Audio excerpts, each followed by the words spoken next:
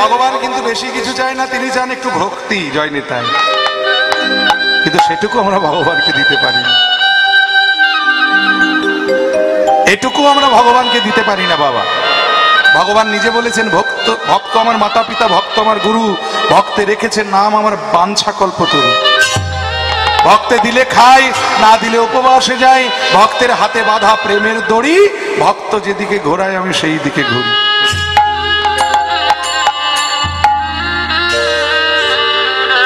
ভগবান ভক্তি ধনের বড় কাঙাল,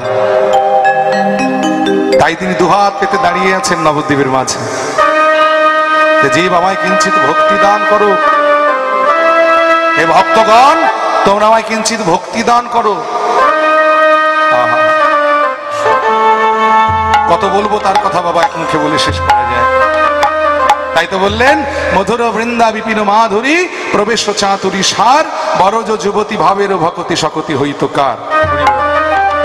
মহাজন লীলার এক পাশে দাঁড়িয়ে বললেন সেই ভগবানের গুণকীর্তন তোমরা কেন গাইছো না? তোমরা গাও গাও পুন গৌরাঙ্গের গুণ, পুন গৌরাঙ্গ গুণ, গাও গাও পুন গৌরাঙ্গের গুণ, পুন গৌরাঙ্গের গুণ, সরল করিয়া সরল করিয়া হেন দয়াল, আহা মরি মরি মরি মরি জীবায় হেন দয়াল, হেন দয়াল এ ভব সাগরে, হেন দয়াল এ ভব সাগরে, নাহি দেখি এক জন গো, নাহি দেখি এক জন, ও হেন দয়াল এ ভব সাগরে, নাহি দেখি এক জন গো, নাহি দেখি এক জন।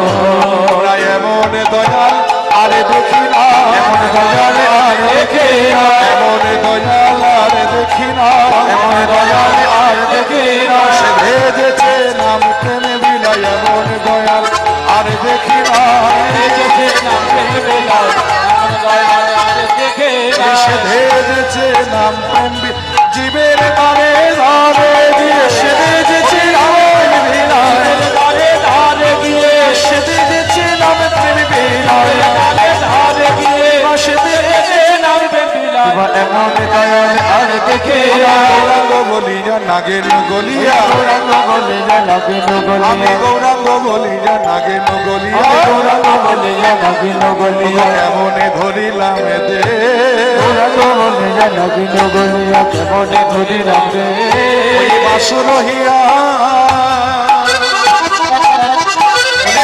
মরি মরি মরি মরি বাসুর হিয়া, এই বাসুর হিয়া পাশান দিয়া, বাসুর দিয়া পাশান দিয়া, কেমনে গড়িয়াছে বিধি, কেমনে গড়িয়াছে, ওই বাসুর দিয়া পাশান দিয়া, কেমনে গড়িয়াছে বিধি, কেমনে গড়িয়াছে, কেমনে করে গড়েছে গো, কেমনে করে গড়েছে, কেমনে করে গড়েছে গো, কেমনে করে গড়েছে গো, এমন পাশান হইয়া কেমন করে গড়েছে গো, গৌর বলতে নয়ন ঝুলে না, গৌর বলতে নয়ন ঝুলে না, গৌর বলতে নয়ন ঝুলে না, কেমন করে গড়েছে গো। জানি তাই গৌর হরি বল। 84 লক্ষ জনই ভ্রমণ করে সাধের মানব জন্ম পেয়েছি, কিন্তু মানুষের কাজ আমরা কি করতে পেরেছি?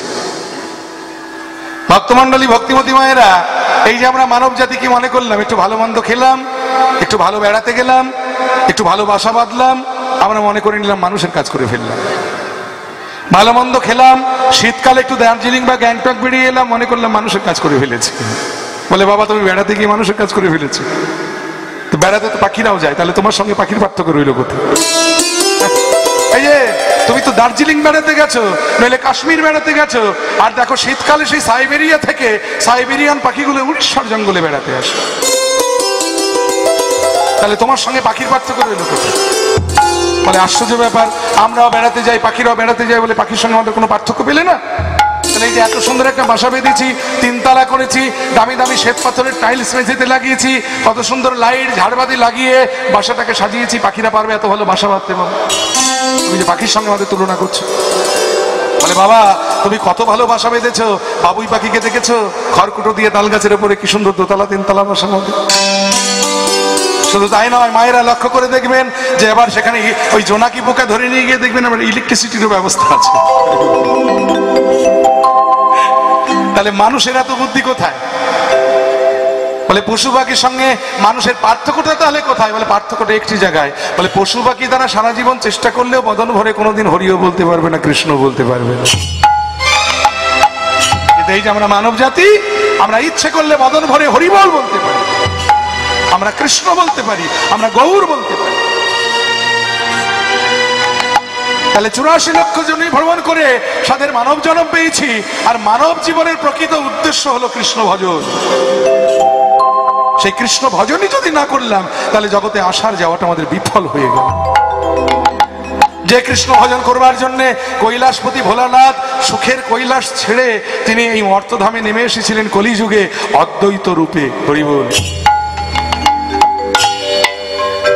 বর্তমানে বাংলাদেশের শ্রীহট্ট জেলায় জন্মগ্রহণ করলেও তিনি 15 বছর বয়সে নবদ্বীপের পাশে শান্তিপুরে এসে সেখানে তিনি ন্যায় দর্শন শাস্ত্রে অগাধ পাণ্ডিত্য অর্জন করে সেখানে তিনি বসবাস করতে শুরু করেছিলেন।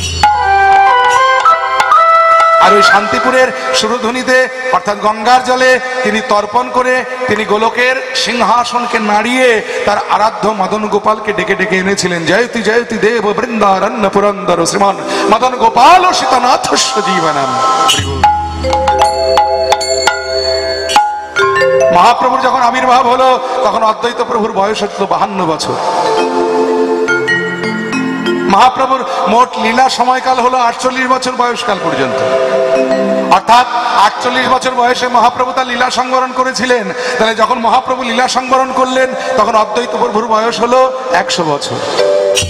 যে মানুষটা ভগবানের আবির্ভাব দেখেছেন, আবার সেই মানুষটা ভগবানের তিরোধানও দেখেছে।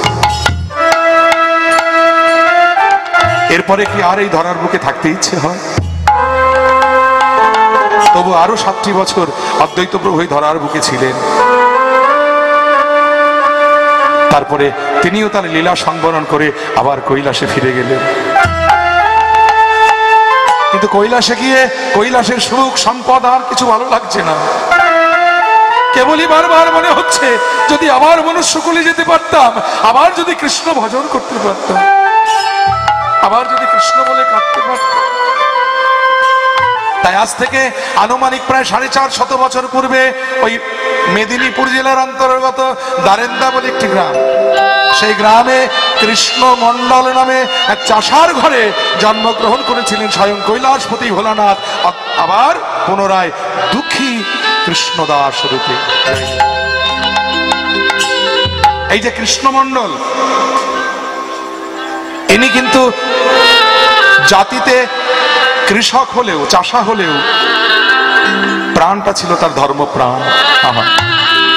সারাদিন কাজকর্ম সেরে সন্ধেবেলায় যখন ঘরে ফিরতেন, হাত পা ধুয়ে সন্ধেবেলায় ঠাকুর ঘরে সন্ধ্যা প্রদীপ জ্বালিয়ে নিয়ে কোনোদিন শ্রীমদ্ ভাগবত, কোনোদিন চৈতন্য চরিতামৃত, কোনোদিন হয়তো চৈতন্য মঙ্গল খুলে নিয়ে বসতেন। বাবা, মেদিনীপুর জেলার একটা বৈশিষ্ট্য কি জানেন? আমরা তো মেদিনীপুর জেলার পূর্ব পশ্চিম দুই মেদিনীপুরে প্রচুর প্রোগ্রাম করি। আমরা গিয়ে গিয়ে দেখেছি যে মেদিনীপুর জেলার প্রত্যেকটা বাড়িতে, মানে 100টা বাড়ির মধ্যে অন্তত 99টা বাড়িতে আর কিছু থাক বা না থাক অন্তত সুন্দর একটা তুলসী মঞ্চ আছে। আর 100টা বাড়ির মধ্যে 90টা বাড়ি খুঁজলে অন্তত একটা চৈতন্য চরিতামৃত পাওয়া যায়। হরিবল। এটা কিন্তু মেদিনীপুর জেলার একটা বৈশিষ্ট্য। যাই হোক, সেই কৃষ্ণমণ্ডল তিনি প্রত্যেক দিনের তার রুটিন ছিল এটা। কাজকর্ম সেরে সন্ধেবেলায় ঘরে ফিরে হাত পা ধুয়ে ঠাকুর ঘরে সন্ধ্যা প্রদীপ জ্বালিয়ে কোনোদিন ভাগবত, কোনোদিন চৈতন্য ভাগবত, কোনোদিন চৈতন্য চরিতামৃত খুলে নিয়ে বসতেন।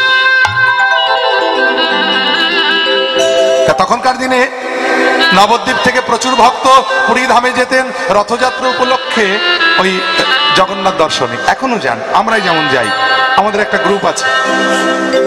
আমরা প্রত্যেক বছর পুরী ধামে জগন্নাথ দর্শনে আমরা রথযাত্রায় যাই এবং সেখানে গিয়ে উড়িয়া গৌড়িয়া মিলনের থেকে শুরু করে একদম রথযাত্রার পরের দিন পর্যন্ত আমাদের বাঙালিদের যে উৎসব সেটা আমরা একেবারে সম্পূর্ণরূপে উপভোগ করে তবে আমরা ফিরি। সারা যে বছর কীর্তন করব, কিন্তু রথের ওই কটা দিন আমরা কীর্তন করি না। আমি জগন্নাথ দর্শনে যাব।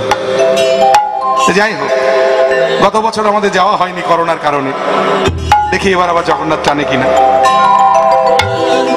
তখনকার দিনেও কিন্তু মানুষ যেত, তবে এখন যেমন যাবার জন্য বাড়ি থেকে বেরোলে দেখবেন কত রকম যাতায়াতের ব্যবস্থা, টোটো আছে, অটো আছে, বাস আছে, ট্রেন আছে, পকেটে পয়সা থাকলে আবার এরোপ্লেনও আছে। কিন্তু তখনকার দিনে যাতায়াতের প্রধান ব্যবস্থা ছিল পায়ে হাঁটা পথ। হরিবল।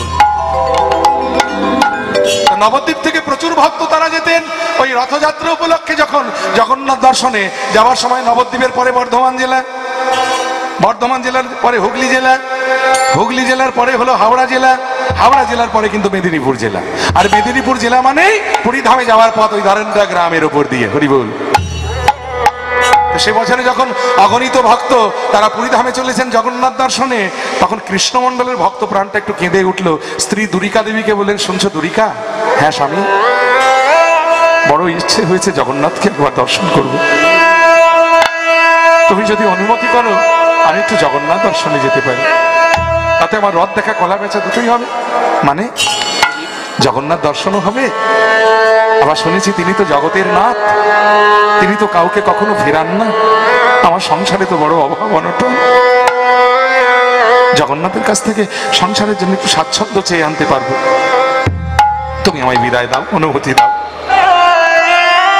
দুর্গা দেবী বলেন, স্বামী আপনি জগন্নাথ দর্শনে যাবেন আর আমি আপনার সহধর্মিনী হয়ে আপনার বাধা দিতে পারি? যায়নি তাই।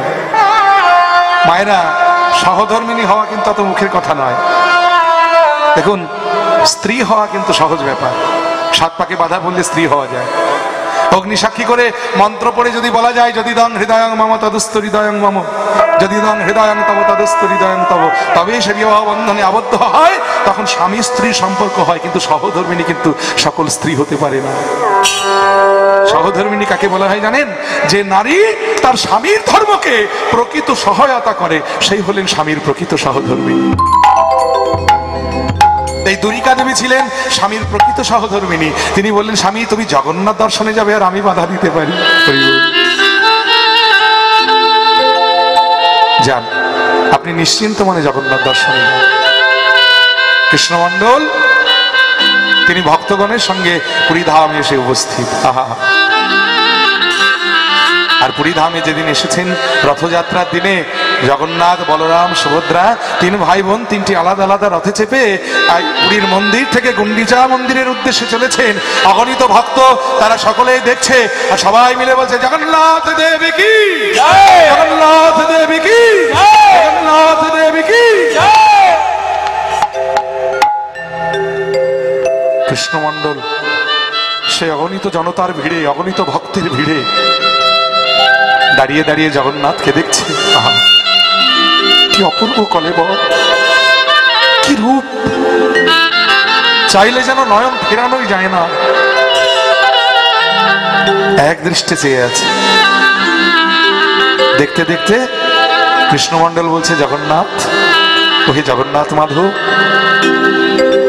তোমায় দেখে আজ আমার প্রাণ জুড়িয়ে গেছে, কিন্তু কিছু চাইবো বলে এসেছি তোমার কাছে। এত জনতা, এত ভক্ত দাঁড়িয়ে আছে, লক্ষ লক্ষ ভক্ত, আমি জানি যে তুমি তো জগন্নাথ, তুমি ঠিক আমায় দেখতে পাচ্ছ, আর আমি যা বলবো তুমি ঠিক শুনতেও পাবে। তাই আমি আমার মনের কথাগুলো তোমায় একটু ব্যক্ত করি, তুমি মন দিয়ে শোনো। ওহে রাধা মা, মধ্যম দশ বসিটা, ও মা ধো হে মাধব বহুত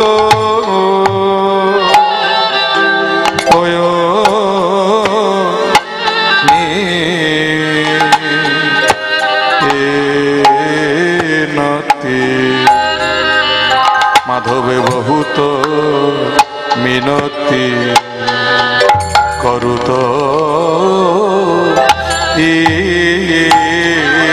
ও হে রাধা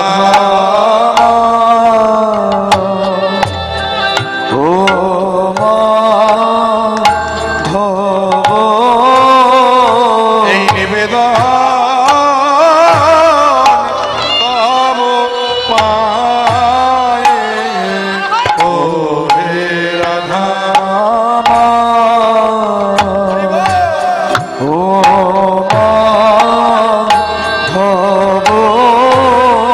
এই নিবেদন তব পায়ে যেন চরণ ছাড়া করুণা ও করুণা এই নিবেদন তব পায়ে যেন চরণ ছাড়া করুণা ও করুণা এই নিবেদন তব পায়ে যেন চরণ ছাড়া করুণা আমায় করুণা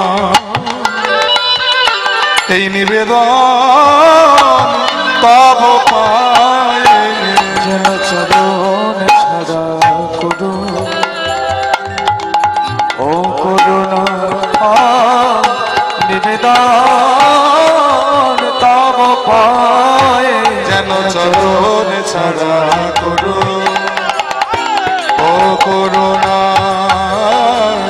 এই নিবেদন তব পায়ে যেন চরণ ছাড়া করুণা ও করুণা নিবেদন তব পায়ে যেন চরণ ছাড়া করুণা ও করুণা নিবেদন তব পায়ে যেন চরণ ছাড়া করুণা ও করুণা নিবেদন তব পায়ে যেন চরণ ছাড়া করুণা ও করুণা নিবেদন তব পায়ে চরণ ছাড়া করুণা ও করুণা নিবেদন তব পায়ে চরণ ছাড়া করুণা করুণা নিবেদন তব পায়ে চরণ ছাড়া করুণা নিবেদন তব পায়ে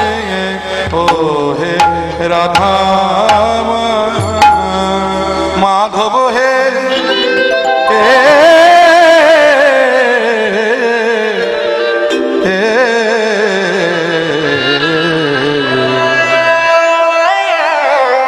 বহুত মিনতি করত হে মাধব বহুত মিনতি করত ভক্তমণ্ডলী ভক্তিমতী মায়েরা যে পদাবলীটা আমরা গাইছি এই পদাবলীটি কিন্তু বাংলা ভাষায় রচিত নয়, এটা মৈথিলি ভাষায় রচিত পদ।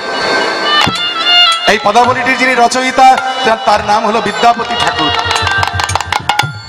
সেই বিদ্যাপতি ঠাকুরের রচিত একটি প্রার্থনা কীর্তন এটা বিখ্যাত একটি প্রার্থনা কীর্তন। হরি বল। কি সুন্দর অর্থগুলো দেখুন, আমি একটা একটা করে ভেঙে ভেঙে বুঝিয়ে বলবো কত সুন্দর অর্থ এই পদাবলীটি। আহা, বহুত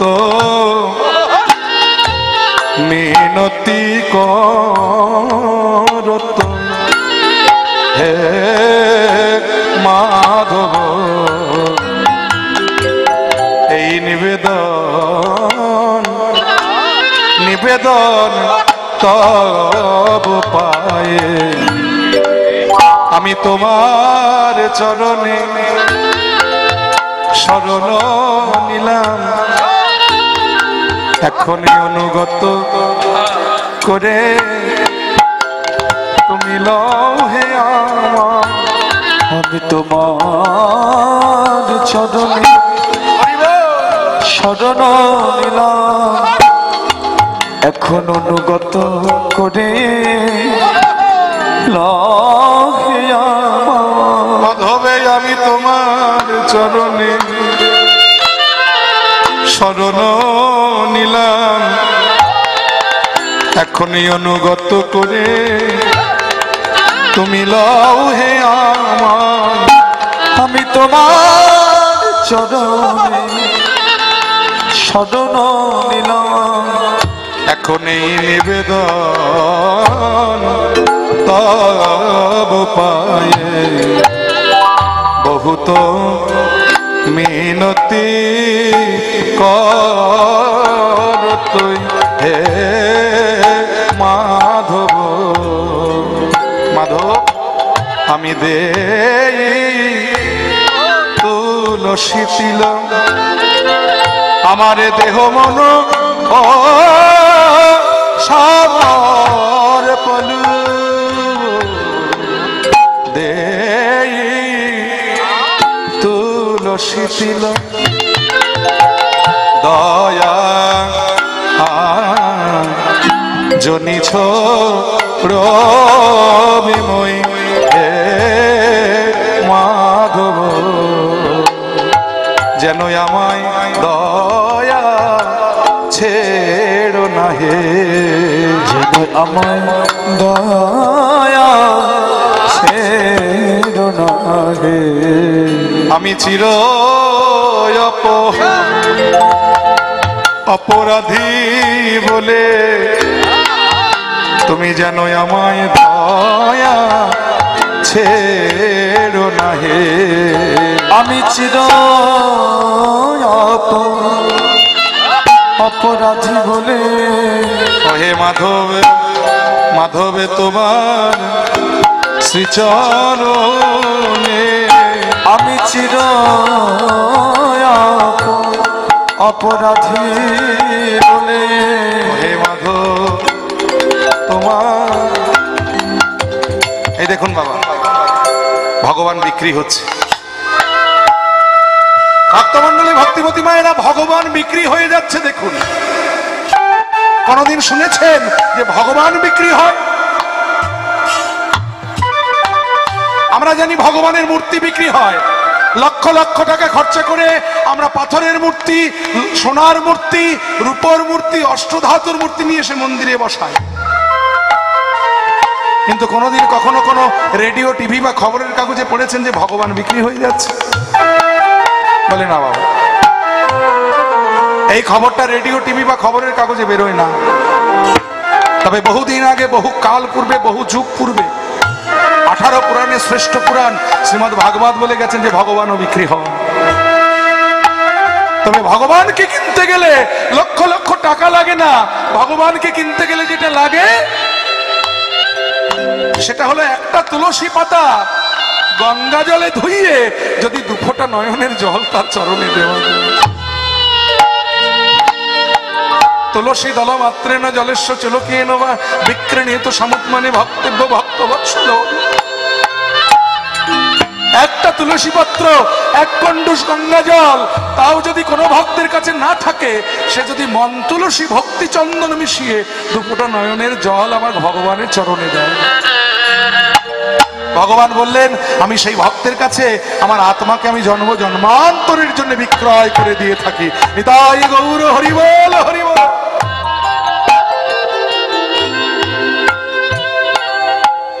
তাই ভক্ত বলছে প্রভু তোমাকে দেবার মতো তো আমার তেমন কিছু নাই। দেই তুলসী তিল দেহ মনু সমতিল দয়া জনি ছোড়ো বিময়। বর্গীর দন্তন্বয়ের শিকার জনি, এখানে জনি শব্দের অর্থ হলো পাছে। মৈথিলি ভাষায় জনি শব্দের অর্থ হলো পাছে। আমরা বলি না যে পাছে যেন তুমি দয়া ছেড়ো না মাধব আমার, পাছে যেন তোমার চরণে আমার দয়া ছেড়ো না মাধব। ভগবান বলে দাঁড়াও দাঁড়াও দাঁড়াও। এই দেখুন এতক্ষণ ভক্ত বলছিলেন, এবার ভগবান বলে যায় দাঁড়াও দাঁড়াও, তুমি দয়া চাইতে এসেছো, দয়া করবো আমি তোমায় না? বাহ, খুব ভালো কথা। আমি তোমায় দয়া কেন করব? ভগবান বলছে যে আমি তোমায় কেন দয়া করব, আমি তোমায় কেন কৃপা করব? তোমাকে যে আমি দয়া করব তার আগে তুমি একটু বলো দেখি যে তোমার কি কি গুণ আছে। আমি একটু বিচার করে দেখি যে তুমি দয়া পাওয়ার যোগ্য কিনা। হরি বল। ভক্ত বলে প্রভু তুমি আমার গুণের কথা জিজ্ঞেস করছো, তবে বলি শোনো, যদি গণইতে দোষ আমার গুণ হলে সোনা পাবে। মাধব গণইতে দোষ গুণ হলে সোনা পাবে। যদি গণইতে গণ জিতে দোষ যদি গণ জিতে দোষ আমার কোন গুণ পাবে না মাধব, আমাতে কোনো গুণ পাবে না মাধব, আমার হৃদয় কেবল দোষে ভরা, আমাতে কোন গুণ পাবে না মাধব, আমার হৃদয় কেবল দোষে ভরা, আমাতে কোনো গুণ পাবে না মাধব। তাই যাব তুহু কর বিচার, তবে যাব তবু কদবে বিচার। বলে দেখো তুমি যদি বিচার করতে বসো তাহলে আমাতে কোনো গুণই তুমি পাবে না, আমার হৃদয়টা কেবল দোষে ভরা। হরি বল। ভগবান বললে তোমার স্পর্ধা হলো কি করে, তোমাকে সাহস দিল কে যে তুমি হৃদয় ভর্তি দোষ নিয়ে আমার কাছে দয়া চাইতে এসেছো, তুমি ভাবলে কি করে আমি তোমায় দয়া করব। হরি বল। ভক্ত বললে প্রভু সাহস তো তুমি আমায় দিয়েছো। বলে এই দাঁড়াও দাঁড়াও দাঁড়াও দাঁড়াও। আমি সাহস দিয়েছি মানে? বলে হ্যাঁ তুমি তোমায় সাহস দিয়েছো। বলে কি করে আমি সাহস দিলাম? বলে এই যে পুরী ধামে এসেছি তোমায় দর্শন করতে, যত ভক্ত লক্ষ লক্ষ ভক্ত তোমায় দেখছে আর সবাই মিলে বাহু তুলে বলছে জগন্নাথ দেব কি জয়, জগন্নাথ দেব কি জয়, জগন্নাথ দেব কি জয়। তাহলে সাহসটা তুমি দিলে না? বলে আমি সাহস দিলাম কি করে, আমি তো বুঝতে পারছি না। বলে তাও বুঝতে পারোনি, আমাকে আবার ভেঙে বলতে হবে। তাহলে বলি শোনো প্রভু, তুহু জগন্নাথ এ জগতে কহয়সি মাধবী তুহু জগন্নাথ এ জগতে কহয়সি তুহু জগন্নাথ। আমি সেই ভরসা তোমায় ডাকি, তুহু জগন্নাথ, আমি সেই ভরসা তোমায় ডাকি, তুহু জগন্নাথ সে জগতে কহয়সি তুহু জগন্নাথ এ জগতে কহয়সি। তাই জগ বাহির নহি মুই ছাড় জগবাহে রোজে মরে ছাড়। তাহলে সাহস তুমি আমাকে দিলে না, তোমার নামই তো আমাকে সাহস জুগিয়েছে। শাস্ত্রে তোমার নাম লেখা হলো জগন্নাথ। বাবা কোথাও কোনো গ্রন্থে বা কোনো শাস্ত্রে ভগবানের নাম গুণী নাথ বলে লেখা আছে কি? ভক্ত বলছে প্রভু যদি কোথাও কোনো জায়গায় তোমার নাম গুণীনাথ বলে লেখা থাকতো তাহলে আমি ধরে নিতাম তুমি বেছে বেছে জগতে শুধুমাত্র গুণীদের কৃপা করবে, দোষীদের নয়। তাই যেহেতু তুমি জগন্নাথ তাহলে গুণীরাও তোমার জগতের, দোষীরাও তোমার জগতের। তাহলে গুণীদের যেমন তুমি কৃপা করতে বাধ্য তেমনি দোষীদেরও কিন্তু তুমি কৃপা করতে বাধ্য। ভগবান বলে দেখলে এই জন্য বলে মানব জাতি। হ্যাঁ কত বুদ্ধি তোমাদের, কি সুন্দর বুদ্ধির প্যাঁচে ফেলে তুমি আমাকে দিয়ে কৃপা করিয়ে নিতে বাধ্য হলে। কিন্তু কথা হলো এই জন্মে না হয় মানুষ হয়ে জন্মেছো তাই এত বুদ্ধি খাটাতে পারলে যে পরবর্তী জন্মে যদি মানুষ না হও তখন বুদ্ধি খাটাবে কি করে? হরি বল। ভক্ত বলছে প্রভু আমি জানি, কারণ কর্ম তো ভালো নেই, তাই আগত জন্মে কোন কোলে জন্ম পাবো তার কোনো ঠিক নেই। তাই যেহেতু এই জন্মে মানুষ হয়ে জন্মেছি তাই পরবর্তী জন্মের গুলো কথা এই জন্মেই তোমায় বলে রাখি, তুমি মন দিয়ে শোনো। কি জানো প্রভু, কি এ মানুষ পশু আর পাখি কি এ জন্মিয়ে, মানুষ পশু পাখি কি যে জন্মিব, মাধব অথবা কীট পতঙ্গ, তবে অথবা কীট পতঙ্গ, অগ কর্ম বিপাকে গতাগতি পুনঃ পুনঃ বিপাকে গতাগতি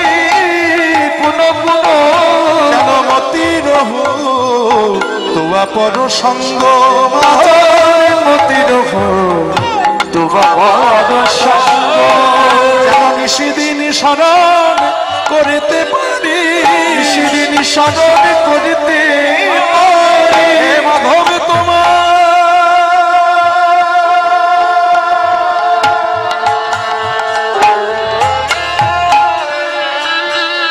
ওই যুগল চরণ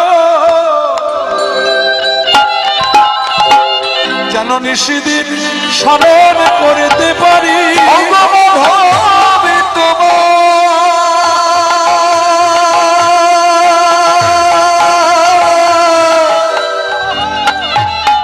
যুগল চরণ নিশিদিন স্মরণ করতে মাধব তোমার ওই যুগল চরণ হে জগন্নাথ মাধব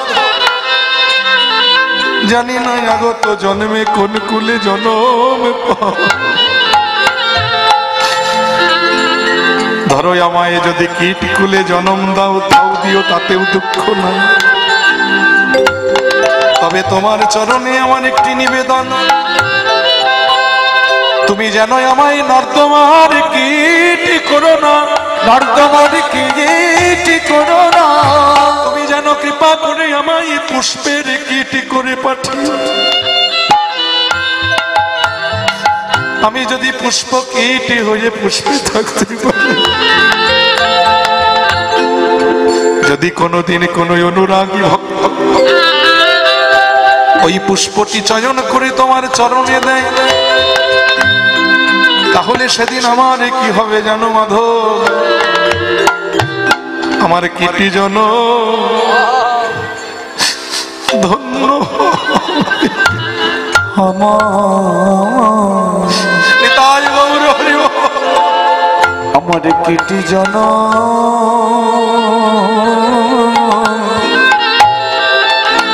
জন ধন্য হবে ওই কীটি কুলে জন্ম পেয়ে সেদিন আমার কীটি জনম ধন্য হবে। ওই কীটি কোলে জনম পে আমার কীটি জনম ধন্য হবে। তাও যদি না হয় জগন্নাথ, তুমি যদি আমায় তৃণকুলে জনম দাও, তৃণকুলে জনম দাও, তুমি যেন কৃপা করে আমায় বৃন্দাবনের তৃণ করো। কেন নয় আমি বৃন্দাবনে যদি তৃণ হয়ে জন্মাতে পারি, সখাদের সঙ্গে উঠে যাবার কালে আর ফেরার কালে যদি কোনদিন কোন কৃপা গুণে তোমার যুগল চরণে আমার মাথায় পড়ে, সেদিন আমার তৃণজন ধন্য, আমার তৃণ জনম ধন্য হবে। তোমার যুগল চরণ আমার মাথায় সেদিন তৃণজন ধন্য হবে। ওই যুগল চন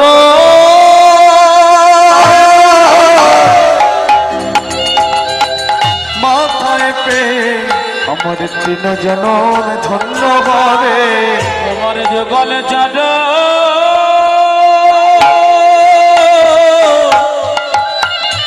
আমার মাথাতে দিদ জনম ধন্য হবে। তাও যদি না হয় জগন্নাথ, তুমি যদি আমায় লতা কুলে জনম দাও, লতা কুলে জনম দাও, তুমি যেন কৃপা করে আমায় তোমার কুঞ্জদ্বারের মাধবী লতা করো। আমি যদি মাধবী লতা হয়ে তোমার কুঞ্জদ্বারে দাঁড়াইয়ে থাকতে পারি, রাধারানী যেদিন তোমার কুঞ্জে অভিষেক করে, আমি কুঞ্জ দ্বারে দাঁড়ায় দাঁড়ায় তোমাদের যুগল চরণ দর্শন পাবো, আমার লতা জনম সেদিন ধন্য হবে।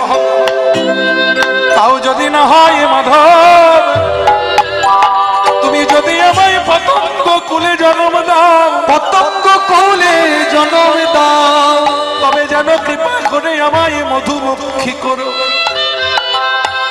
আমি ফুলে ফুলে মধু আহরণ করে তোমার সেবার লাগি গচ্ছিত করে দাও। তাই হে জগন্নাথ যেন মতির তুবা পর সঙ্গ, মাধবে মতির তুবা তখন ভানয় বিদ্যাপতি অতিশয় কাতর, তখন ভারয়ে বিদ্যাপতি অতিশয় কাতর।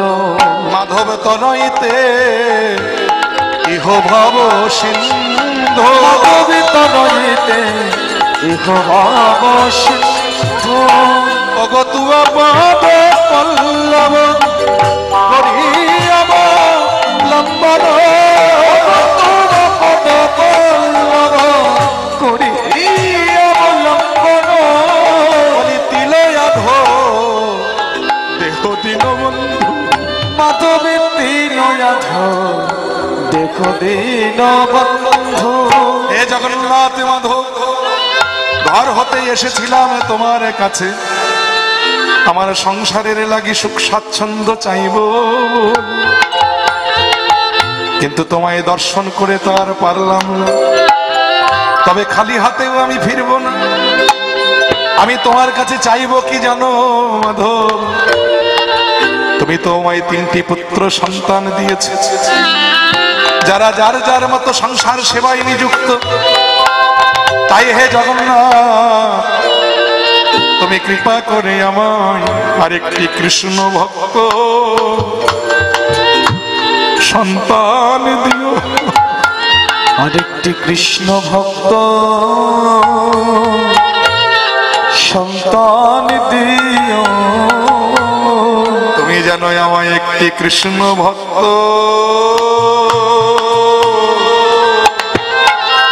সন্তান দিও। আরেকটি কৃষ্ণ ভক্ত সন্তান দিও।